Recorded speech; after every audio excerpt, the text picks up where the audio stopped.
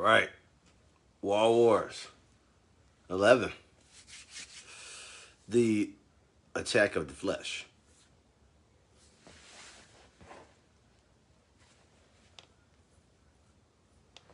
Let's see.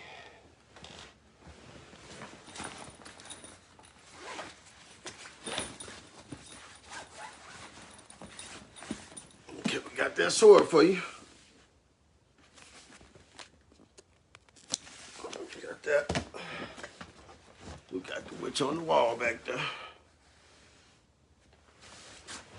Now we got our handy dandy notebook. All right, Blues Big Band. So, the attack of the flesh. I'm going to go to Genesis 2:18. And the Lord God said, "It is not good that the man should be alone. I will make him a helpmeet for him." And, people refer to that as the helpmate. So, let's see. Now the serpent was more subtle than any beast of the field, which the Lord God had made. And he said unto the woman, woe man from man. Yea, hath God said, ye shall not eat of every tree of the garden? And the woman said unto the serpent, we may eat of the fruit of the trees of the garden. But of the fruit of the tree which is in the midst of the garden, God hath said, ye shall not eat of it, neither shall ye touch it, lest ye die. And the serpent said unto the woman, ye shall not surely die. For God doth know that in the day ye eat thereof, then your eyes shall be opened, and ye shall be as gods, knowing good and evil. Free moral agency. Thank you, Brother Oral Roberts. And when the woman saw that the tree was good for food and that it was pleasant to the eyes, Jesus told you, if something that you looking at will make you sin, take out that eye, cut off that hand. And the tree to be desired to make one wise, she took of the fruit thereof and did eat, and gave also unto her husband with her. She gave it to him, and then he ate it. That's why a man is not supposed to let a woman lead him. And the eyes of them both were open, and they knew that they were naked. And they sewed fig leaves together and made themselves aprons. They sewed, but, I'm just so used to reading all this stuff. You got to be careful how you, pronounce and enunciate everything. So, pardon me. And they heard the voice of the Lord God walking in the garden in the cool of the day. And Adam and his wife hid themselves from the presence of the Lord God amongst the trees of the garden. And the Lord God called unto Adam and said unto him, where art thou?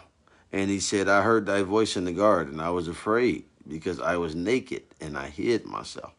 And he said, who told thee that thou wast naked? Hast thou eaten of the tree whereof I commanded that thee shouldest not eat? So it's almost like the fruit of the garden was a hallucinogenic, and it put Adam and Eve on a trip. And now they tripping out and hallucinating and understanding things that they weren't able to understand before. That's how I'm picturing this now for the first time ever.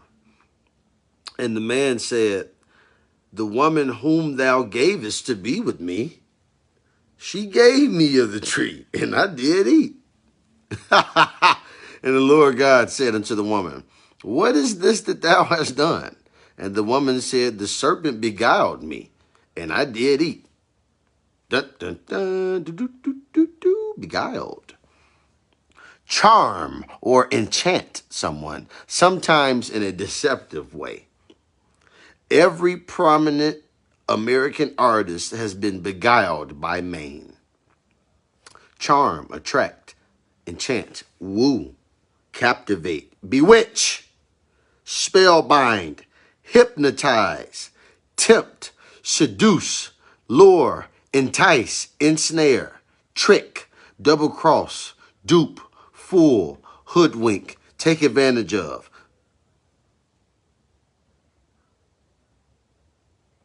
Led up the garden path.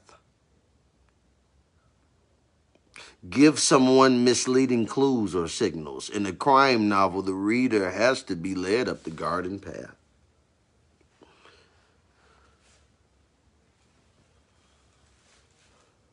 But it could also mean to help time pass pleasantly, to beguile someone of the time they went to the movie theater.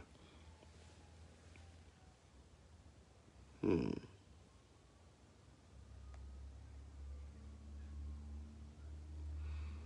Hmm. So, and the Lord God said unto the woman, what is this that thou hast done? And the woman said, the serpent beguiled me, and I did eat. And the Lord God said unto the serpent, because thou hast done this, thou art cursed above all cattle, and above every beast of the field, every animal. Upon thy belly thou shalt go, and dust shalt thou eat all the days of thy life. So that lets you know that the serpent was walking upright, a reptilian. So now from going to walking, he's cast onto his belly.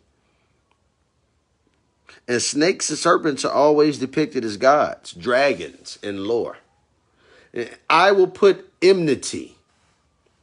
Now, I know what this means, but we're going to go to Webster so we can all get it together. The state or feeling of being actively opposed or hostile to someone or something. Decades of enmity between the two countries. Okay. You beguiled them, I'm going to put enmity between you.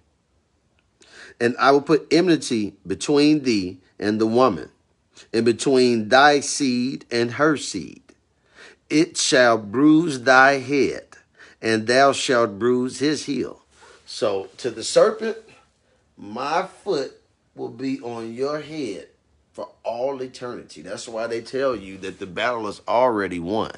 The serpent, Lucifer, Satan, the devil, everything, the dragon, they're already defeated, but you have to fight your battle in the war.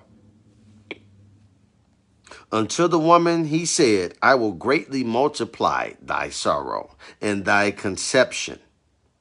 In sorrow thou shalt bring forth children, child pain, postpartum, and thy desire shall be to thy husband, and he shall rule over thee. Let's go to rule.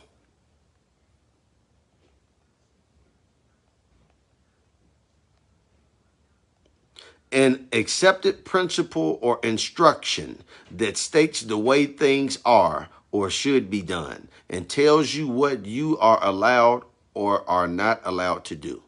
A referee must know all the rules of the game.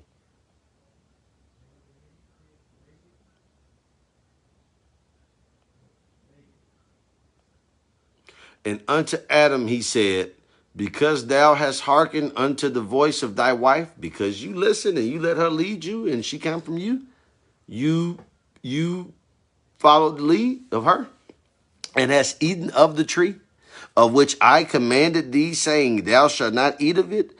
Cursed is the ground for thy sake. In sorrow shalt thou eat of it all the days of thy life. Because Adam was the gardener. You know, he was made and created to till the garden. He was the groomsman. So now, instead of you just being plentiful and having what you like, we got seasons. Thorns also and thistles shall it bring forth to thee, and thou shalt eat the herb of the field. In the sweat of thy face shalt thou eat bread, till thou return unto the ground. For out of it was thou taken. He created you from dust. For dust thou art, and unto dust shalt thou return. You are going to live forever in perfection. This is what the war between Lucifer and God was about. His pride, Lucifer's pride, that he felt like he was the perfect creation, and that making these humans with free will and making them the perfect creation was a slap in his face. So that's where you get ashes to ashes, dust to dust as well.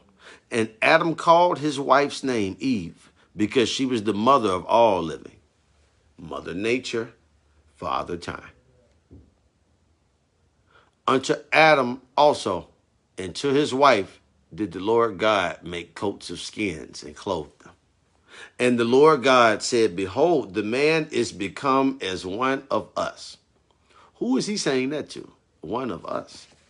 He's telling the divine council. And we'll touch on that in episode 12. Behold, the man is become as one of us, to know good and evil. And now, lest he put forth his hand and take also of the tree of life and eat and live forever. Therefore, the Lord God sent him forth from the Garden of Eden to till the ground from whence he was taken.